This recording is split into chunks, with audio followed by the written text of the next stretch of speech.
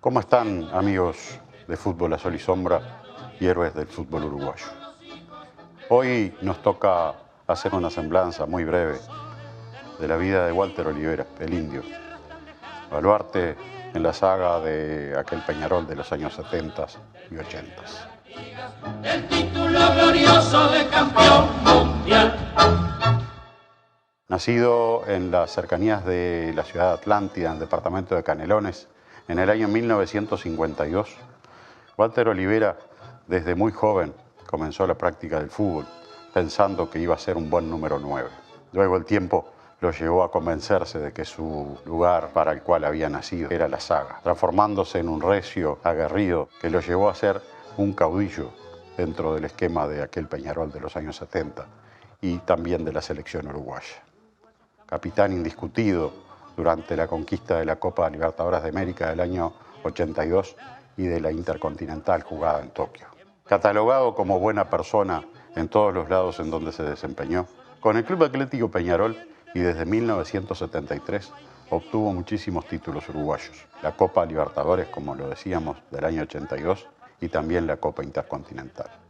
Fue campeón con Uruguay del Mundialito de 1980 y luego de eso tuvo un breve pasaje por el fútbol brasileño, desempeñándose en el Atlético Mineiro, con el cual disputó 2 temporadas y logró un campeonato del Estado. Luego de su retiro, le pidieron que fuera el técnico del club brasileño en el cual se desempeñó durante unas pocas temporadas. Cuenta en una nota que dio al diario El Observador que cuando vino a jugar a Peñarol allá por el año 72 se quedó en una pensión, pero no pudo aguantar la añoranza de sus pagos y a los 5 o 6 días de estar se volvió. Luego lo fueron a buscar. Estando en la chacra donde vivía, aparece un taxi en el cual lo fueron a buscar para que volviera a practicar en Peñarol. Desde ese momento, para ir a los entrenamientos, caminaba más de 20 cuadras, desde su casa hasta la ruta donde se tomaba el ómnibus para ir al entrenamiento. Unos tiempos después, su padre le prestó una cachila Forte de los años 20 para que pudiera hacer ese recorrido que hacía a pie normalmente hasta la parada. Él iba en esa cachila,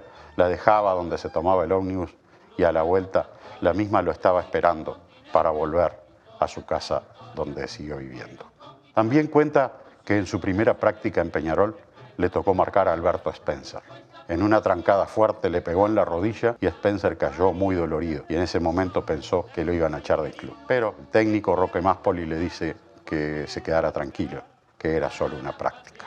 Su apodo de Indio se lo ganó también en otra práctica en Peñarol, cuando fue a marcar a un jugador y lo encaró muy fuertemente y lo tiró hacia afuera de la cancha.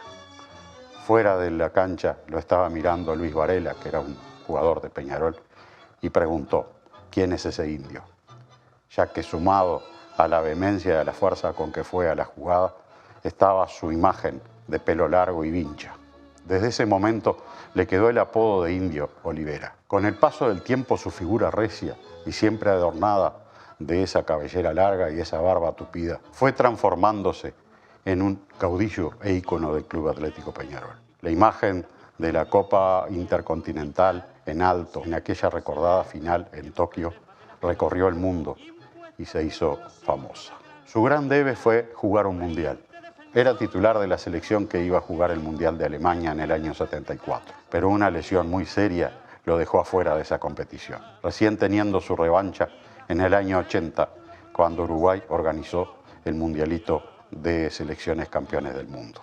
En ese Mundialito donde Uruguay terminó venciendo a Brasil en la final por 2-1, integró una saga monumental con el también ídolo de su tradicional rival en el fútbol uruguayo, Hugo de León. Sin duda alguna, era una saga que metía miedo a cualquier delantero que se atreviera a atacar al equipo uruguayo. En la final, con Brasil, pensó que se le venía el mundo abajo, porque estando Uruguay en ventaja por 1-0, comete un penal a Sócrates, el delantero brasileño, que posibilitó a que los verde-amarelos empataran transitoriamente el partido. Por suerte, eso quedó medianamente en el olvido tras el gol de la victoria final que hizo Waldemar Victorino, alzándose Uruguay con la Copa de Campeones del Mundo. Luego de su retirada del fútbol, tuvo diversos negocios.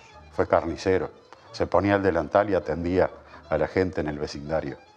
También tuvo otros negocios, pero él mismo cuenta que revivió cuando en el año 2020 le fueron a ofrecer integrar parte del equipo de la dirección deportiva del Club Atlético Peñarol.